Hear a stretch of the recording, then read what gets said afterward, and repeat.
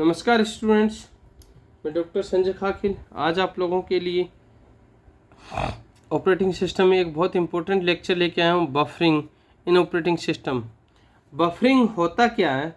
ये main memory और storage के लिए हम टेम्परेरी डेटा को किस तरीके से होल्ड करते हैं, किस तरीके से टेम्परेरी स्टोरेज डेटा ट्रांसमिशन के साथ में काम करता है, किस तरीके से बफरिंग प्रोसेस होता है, किस तरीके से ये प्रोसेस मूव करता है एक लोकेशन से दूसरी लोकेशन, हार्डवेयर डिवाइसेस के साथ में किस तरीके से काम करता है, इन सारी चीज़ों के बारे में हम डिस्कस करेंगे।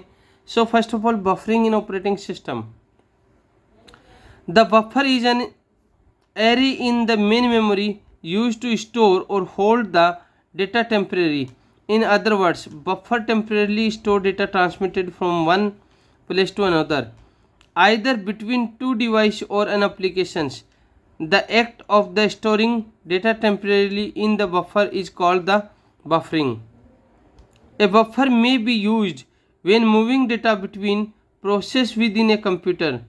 Buffer can be implemented in a fixed memory location in hardware or by using a virtual data buffer in software pointing at the location in the physical memory.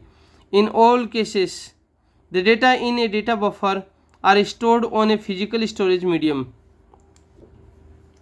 More buffers are implemented in software which typically use the faster RAM to store the temporary data due to the much faster access time than hard disk drive. Buffers are typically used when there is a difference between the rate of the received data and the rate of the processed data. For example, in a printer spooler or online video streaming.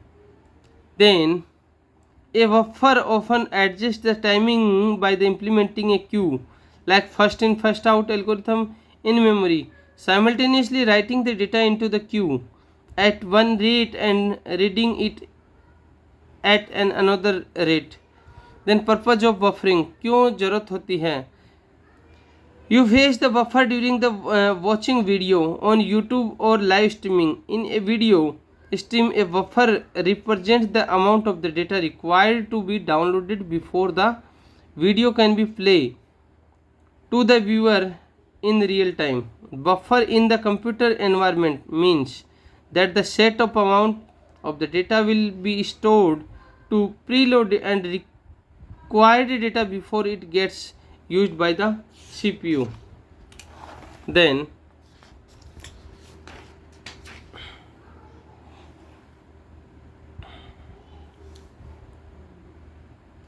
computer have many different devices that operate at varying speed, and buffer is needed to act as the temporary placeholder for everything interacting. This is done to keep the everything running efficiently and without issue between all the devices, program and process running at the time. There are three reasons behind buffering of the data. 1. It helps in matching speed between two devices in which the data is transmitted. For example, a hard disk has to store the file received from the modem as well as know the transmission speed of the modem is so slow compared to the hard disk. So byte coming from the modem is accumulated in the buffer space, and when all the byte of the file has arrived at the buffer, the entire data is written to the hard disk in a single operations. It helps the device with the different size of the data transfer to get adapted to each other. It helps device to the manipulate data before the sending or receiving it. In computer networking, the large message is fragmented into small fragments and sent over the network. The fragments are accumulated in the buffer at the receiving end and reassembled to from a complete large message. Another one, it also support the copy of semantic. With copy semantic, the version of the data in the buffers granted to be the version of the data at the time of the system call. Then type of buffering. There are three main type of buffering in operating system. One is the single buffering, another one is double buffering, and circular buffering. Then first we will discuss on single buffering. In single buffering, only one buffer is used to transfer the data between two devices. The produce one block of data into the buffer. After that, the consumer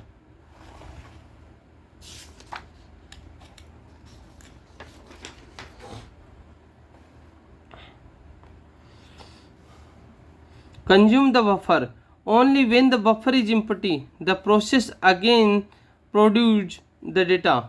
One input output device in and move. Then the single buffer, operating system, user process, consumer. Block oriented device. The following operations are performed in the block oriented device. One is system buffer takes the input. After taking the input, the blocks get the transferred to the user space and then request another block. Then two blocks work simultaneously. When the user process one block of the data, the next block is being read. Then operating system can swap the process. Another one, operating system can record the data of the system buffer to the user process. Then the stream oriented device, it performed the following operations such as line and byte. Line at a time operation is used to scroll termination. The user input one line at a time with the carriage returned being at the end of the line. Byte at a time operation is used on form more terminations when each keyboard is significant. Another one is the double buffer. In double buffering, two schemes or two buffer are used in the place of one.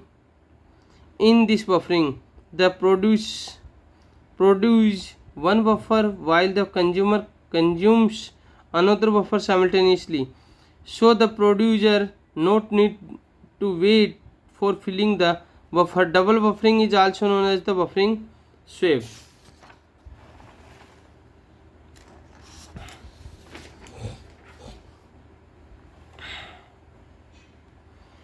This is the input output device. Then input operating system, one is the buffer, another one is the buffer.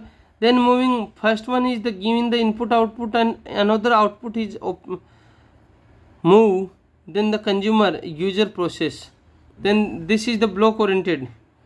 One is the driver or controller use one buffer to store the data while watching for it to be taken by the higher hierarchy level.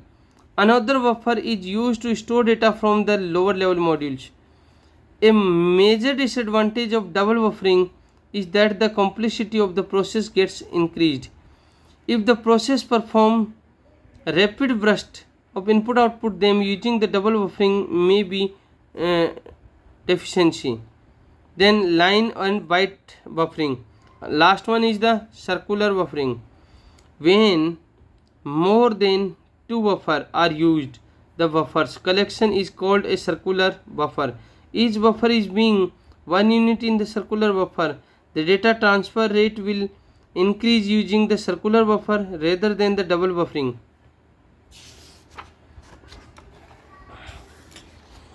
And in this showing in this diagram, input output device, buffer 1, 2 and buffer n. This is the operating system. When the given the input output data, then create the circulation, then create the output, then again create the circulation, then move to customers, then user process. In this buffer, in this the data do not directly pass from the procedure to the consumer because the data would change due to the overwriting of the buffer before the consumer, and the producer can only fill up to buffers x minus 1 while data is buffered x is waiting to the consumption. And next हमारा how buffering works, किस तरीके से buffer काम करता है, इन सारी चीज़ों के बारे में हम डिस्कस करेंगे नेक्स्ट लेक्चर में. तब तक आप लोग मेरे साथ बने रहिए, सेफ रहिए, सुरक्षित रहिए और मेरे वीडियो लेक्चर को आप लाइक कीजिए, कमेंट कीजिए और सब्सक्राइब जरूर कर दीजिए दोस्तों, क्योंकि सब्सक्रिप्शन बहुत मैटर करता है। तो आप लोगों से मेरी रिक्वेस्ट है कि आप ज़्यादा से ज़्यादा सब्सक्राइब कीजिए। नमस्कार।